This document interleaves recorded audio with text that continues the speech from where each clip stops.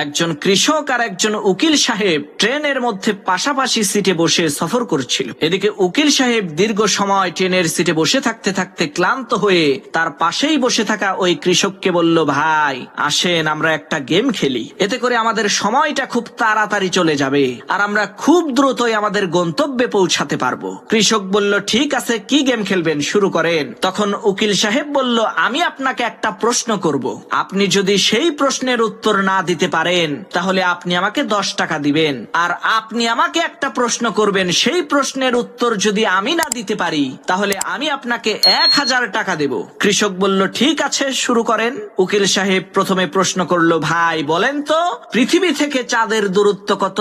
উকিল সাহেবের এই প্রশ্ন শুনে কৃষক কোনো কথা না বলে চুপচাপ পকেট থেকে 10টা টাকা বের করে সেই উকিল সাহেবকে দিয়ে দিল।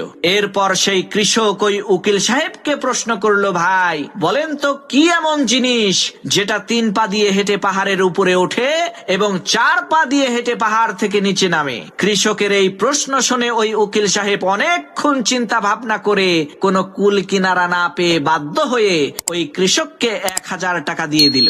এরপর ওই কৃষককে জিজ্ঞেস করলো, ভাই এই প্রশ্নের উত্তরটা কি বলেন তো? তখন ওই কৃষক পকেট থেকে 10টা টাকা বের করে ওই উকিলের হাতে দিয়ে বলল, ভাই এই যে নেন আপনার 10 টাকা। উকিল সাহেব অবাক হয়ে বলল, ভাই 10 টাকা দিলেন কেন? প্রশ্নের উত্তরটা দেন। তখন কৃষক বলল, ভাই উত্তর তো আমি নিজেও জানি না, উত্তর জানি না বলেই তো গেমের নিয়ম অনুযায়ী 10টা টাকা দিলাম। তখন উকিল সাহেব কয়, লও ঠেলা, 980 টাকার বাস খাইলাম।